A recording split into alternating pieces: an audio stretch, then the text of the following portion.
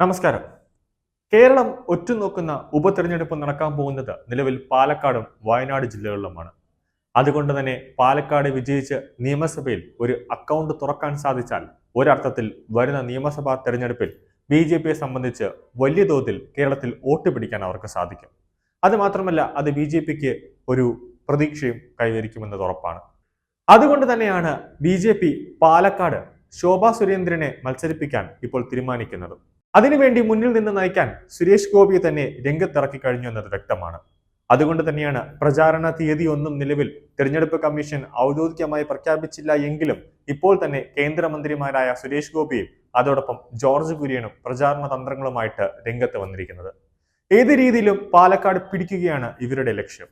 പാലക്കാട് സുരേഷ് ഗോപിക്കും അതോടൊപ്പം തന്നെ കേന്ദ്രമന്ത്രി ജോർജ് കുര്യനും പാലക്കാട് ജനത നൽകിയ സ്വീകരണ പരിപാടിയിൽ സംസാരിക്കുന്ന സമയത്താണ് സുരേഷ് ഗോപിയുടെ ഒരു മാസ് ഡയലോഗ് സുരേഷ് ഗോപി അവിടെ പ്രയോഗിച്ചത്. പാലക്കാട് നിങ്ങൾ എനിക്ക് തന്നോളൂ, ഈ കേരളം ഞങ്ങൾ ഇങ്ങ് എടുക്കും എന്നാണ് അദ്ദേഹം പാലക്കാട് ജനതയുടെ മുന്നിൽ വ്യക്തമാക്കിയത്. കേരളത്തിൽ ബി.ജെ.പിയെ സംബന്ധിച്ച് ഒരു താമര വിരിയിക്കുക എന്നത് അവർക്ക് എളുപ്പമാണ് നിലവിലത്തെ സാഹചര്യം നോക്കുമ്പോൾ. ലോക്സഭാ തെരഞ്ഞെടുപ്പിൽ ബി.ജെ.പി മികച്ച വോട്ടുകൾക്ക് മുന്നിൽ നിൽക്കുന്നുണ്ട്. അതുകൊണ്ട് തന്നെ ബി.ജെ.പിയെ സംബന്ധിച്ച് അവർക്ക് കേരളം പിടിക്കാൻ എളുപ്പമാണ്. തൃശൂർ എനിക്ക് ഇഷ്ടമാണ്, എനിക്ക് വേണം, തൃശൂർ എനിക്ക് തരണമെന്നാണ് അന്ന് സുരേഷ് ഗോപി തൃശ്ശൂരിൽ പറഞ്ഞത്. അതിനുശേഷം തൃശൂർ എടുക്കുമെന്ന് സുരേഷ് ഗോപി പറഞ്ഞു. തൃശൂർ ജനത തൃശൂർ തന്നെ സുരേഷ് ഗോപിയുടെ കൈവെള്ളയിലേക്ക് അങ്ങ് വലിയ ഭൂരിപക്ഷത്തോടെ സുരേഷ് ഗോപിയെ ജയിപ്പിച്ച് ലോക്സഭയിലേക്ക് എത്തിച്ചു. നിങ്ങൾ എനിക്ക് പാലക്കാട് തന്നോളൂ, ഈ കേരളം ഞങ്ങൾ ഇങ്ങ് എടുക്കും.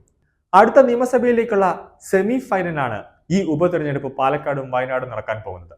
തദ്ദേശ തെരഞ്ഞെടുപ്പിന്റെ ഒരുക്കങ്ങൾ ഇപ്പോൾ തന്നെ തുടങ്ങണമെന്നുള്ള നിർദ്ദേശം സുരേഷ് ഗോപി പാർട്ടി നേതാക്കൾക്ക് നൽകി കഴിഞ്ഞു എന്നത് വ്യക്തമാണ്.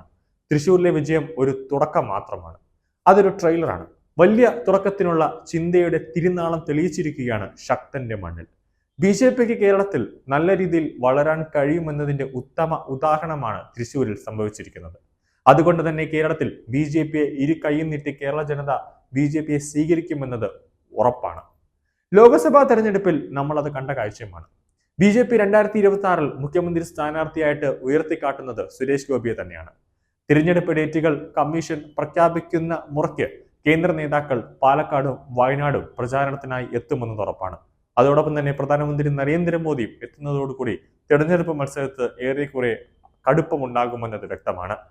ഇപ്പോൾ തന്നെ ജോർജ് കുര്യനെ ഇറക്കി പാലക്കാട് ക്രിസ്ത്യൻ വോട്ടുകൾ വലിയ തോതിൽ ബി.ജെ.പിയുടെ പെട്ടിയിലാക്കാനാണ് കേന്ദ്രത്തിന്റെ നീക്കം. അതുകൊണ്ട് തന്നെയാണ് ജോർജ് കുര്യനും സുരേഷ് ഗോപി ഇപ്പോൾ പാലക്കാട് തന്നെ ശ്രദ്ധ കേന്ദ്രീകരിക്കുന്നത്. ബി.ജെ.പി ഇപ്പോൾ പാലക്കാട് നഗരസഭയിൽ ബി.ജെ.പി ഇപ്പോൾ ഭരണം നടത്തുന്ന ഒരു കാഴ്ചയുണ്ട്. അതുകൊണ്ട് തന്നെ അവരിപ്പോൾ മിക്ക സ്ഥലങ്ങളിലും പാലക്കാട് ബി.ജെ.പി 2ാം സ്ഥാനത്താണ് എത്തി നിൽക്കുന്നത്. അതും ഒരു പോസിറ്റീവായിട്ടാണ് ബി.ജെ.പിക്ക് ഇപ്പോൾ നിലവിൽ ഒരു സാഹചര്യം വെച്ച് നോക്കുമ്പോൾ പാലക്കാട് ഏത് രീതിയിലും നിയമസഭ പിടിക്കാനുള്ള സാധ്യത കൂടുതലാണ്. കാരണം അവിടെ തന്നെ ബി.ജെ.പിയുടെ സന്ദീപ് വാര്യർ ഉൾപ്പെടെയുള്ളവർ ഉള്ളത് കൊണ്ടും ബി.ജെ.പിക്ക് ഒരർത്ഥത്തിൽ പവർ കൂടുതലാണ്.